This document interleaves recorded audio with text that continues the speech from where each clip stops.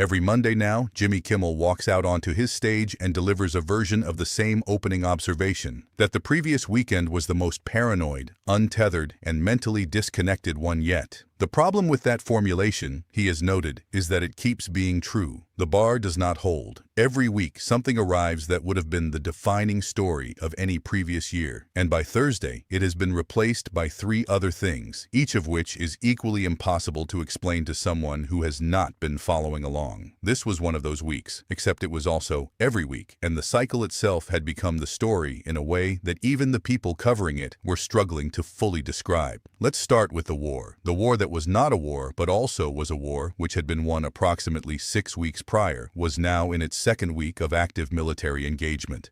The Strait of Hormuz, the narrow passage through which a significant portion of global shipping moves, and which had been open before any of this began, remained the central point of contention. The ceasefire that had been announced was described by the president on social media as a double-sided ceasefire. Kimmel paused on this description. He noted that there is, in fact, a word for a single-sided ceasefire. The word is murder. A ceasefire in which only one party stops firing is not a ceasefire. It is a situation with a different name entirely. The audience understood the distinction immediately. The timeline of the Strait situation had developed its own particular quality by this point in the week. The president had set a deadline of 8 o'clock Eastern. Then, approximately 1 hour before that deadline, a 2-week ceasefire was announced. The Strait appeared to open briefly. Then, Iran closed it again because Israel had continued operations in Lebanon. Then the strait was described as open again, although no ships were actually passing through it. Kimmel turned to Guillermo and asked whether he was following any of this. Guillermo said he was not. Kimmel said that was the correct answer. He added that it did not matter whether the strait was technically open or closed, because the president's approach to empirical reality had established a precedent. He would simply say it was open. He would put it on his vision board and will it to be true. The same way he had described riots in Los Angeles that did not occur, and referenced an imaginary water valve that he had personally opened to extinguish the California fires. The president had also, in the middle of all of this, floated the idea of a joint business venture with Iran. The proposal, as reported and then addressed in Kimmel's monologue, involved splitting the fees collected from ships passing through the strait with the country currently being bombed. Kimmel let this sit for a moment, a revenue-sharing arrangement with the nation whose infrastructure was being targeted by American military assets. As a diplomatic framework, while the bombing continued, he did not add jokes to this. The information itself had made jokes structurally unnecessary. Then came the weekend posts. The president began with Bruce Springsteen. This is a recurring genre of presidential social media activity that follows a consistent structure. A musician or celebrity is identified. A photograph is located or produced. The photograph is posted with commentary suggesting physical decline, professional failure, or ideological corruption. Previous subjects had included Taylor Swift and Bad Bunny. This time it was Springsteen, and the photograph in question had been doctored. Clearly doctored, Kimmel specified, in the sense that it was clear to people who understand the difference between edited images and authentic ones.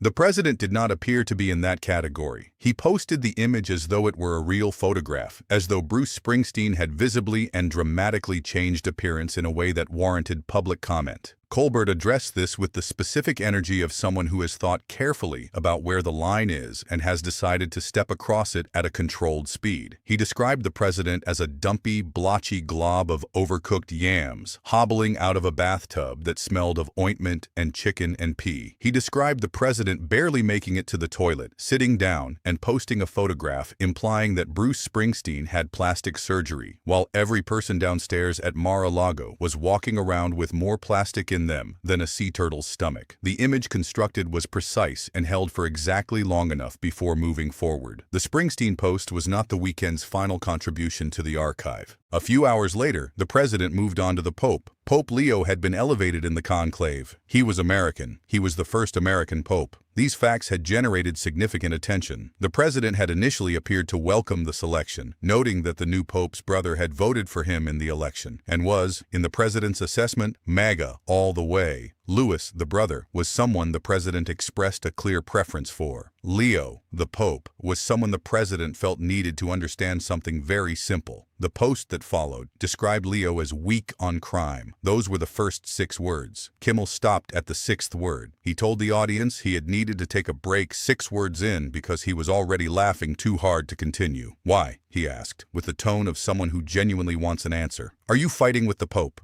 The president, asked about this directly in a subsequent exchange, said he was not fighting with the Pope. He had nothing against the Pope. The Pope just needed to understand something very simple. He was not fighting with the Pope. The full post was more detailed than the opening 6 words conveyed. It explained that Leo had not appeared on any pre-conclave list of likely candidates. It suggested he had been selected specifically because he was American, and that the church believed this was the best way to manage the current American president. It concluded with the observation that without the current president being in the White House, Leo would not be in the Vatican, and that the Pope should therefore be thankful. Kimmel delivered his theological analysis of this reasoning in a single sentence.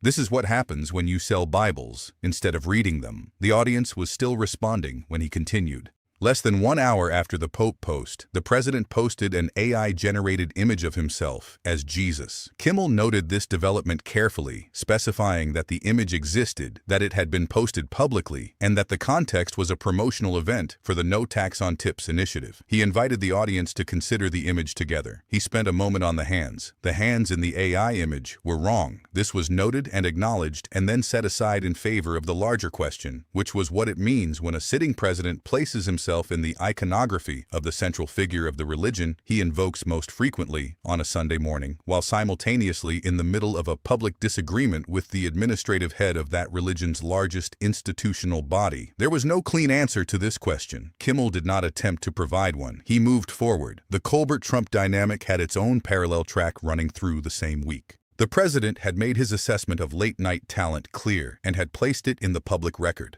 Colbert had no talent. The people on the street outside, pulled in at random, could do as well or better. The ratings proved it. Kimmel had no talent. Fallon had no talent. They were going. He had been told they were going. He also noted that if he could not beat Kimmel in terms of talent, he perhaps should not be doing what he was doing. Kimmel received this as the rare gift it was, a sitting president of the United States publicly expressing uncertainty about his own ability to out-talent a late-night comedian. He accepted the challenge with appropriate gravity. He would tell jokes. He would draw. He would play the clarinet. The president could play golf, spank a porn star, and ruin a country. The audience had responded before the last item in the list. Kimmel had also extended an invitation. He addressed the president directly in the monologue regarding the White House Correspondents' Dinner, from which the administration had been notably absent. He asked to be allowed to host. He had never asked for anything before, he said, but consider the occasion.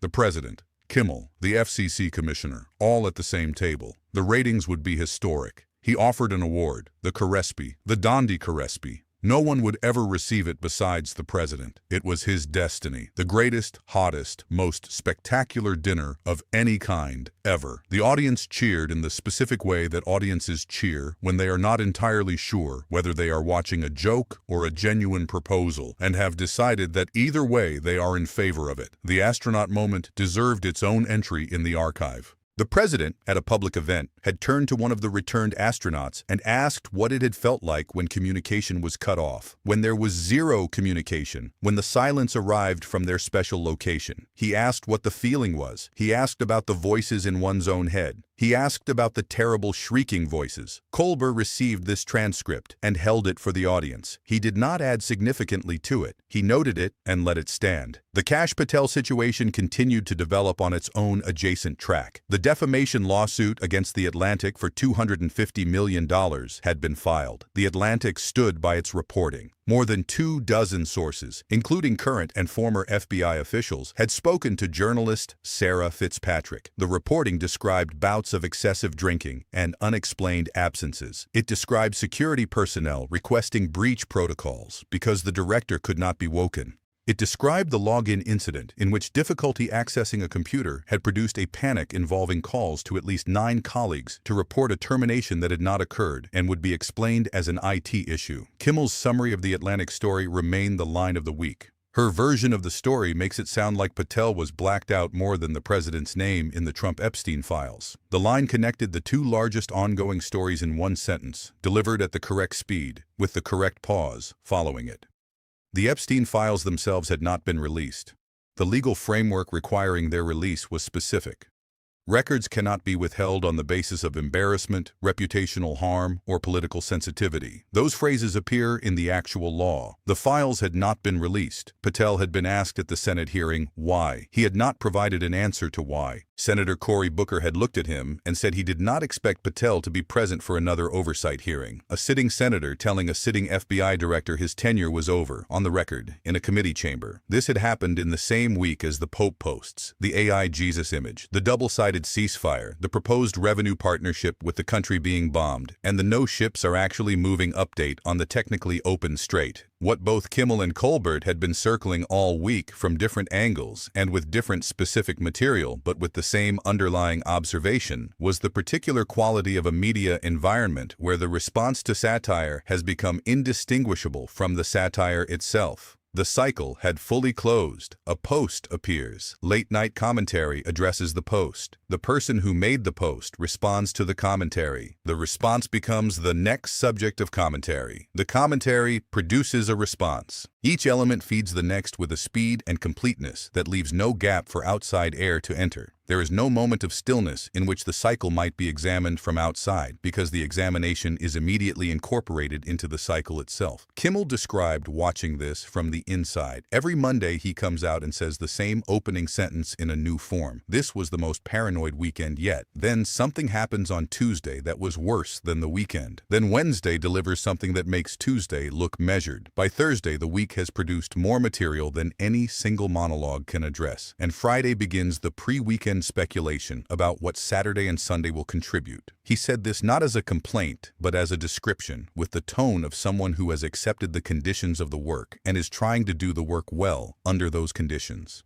Colbert had offered the week's most compressed summary, standing in front of his audience and describing a man hobbling out of a gold-plated bathtub to accuse a rock musician of plastic surgery while a war raged in the Middle East and the price of fertilizer climbed, because the strait that had been open was now closed, and the ceasefire that had been announced was either holding or not holding, depending on which update you had read most recently. He delivered this as a single continuous image and let it sit without resolution. The audience sat with it. There was nothing to add. The image was complete. The week's final piece arrived as an observation rather than a punchline. Late-night television, Kimmel had noted, is no longer separate from the thing it is commenting on. It used to be. There was a distance. The show taped, it aired, politicians watched it the next morning. Occasionally, they responded, and the response arrived on a timeline that gave all parties room to think. That distance no longer exists. The show airs, and the response arrives before the audience has finished applauding the last segment. The commentary and the thing being commented on exist in the same continuous feed at the same speed, and distinguishing between them requires a specific kind of attention that the feed is not designed to support, which means, Kimmel offered, that the best thing late night can do is exactly what it has always done. Not invent, not exaggerate, not manufacture drama from thin material. Simply arrange. Take the public record in the order it occurred, place it before an audience at the correct speed, pause at the right moments, and let the record speak for itself. No enhancement required. The president posted that the Pope was weak on crime. Then he posted himself as Jesus. Then he proposed a revenue-sharing deal with the country he was bombing. Then he said the strait was open while no ships passed through it. All Kimmel had to do was read the list. The list did the rest.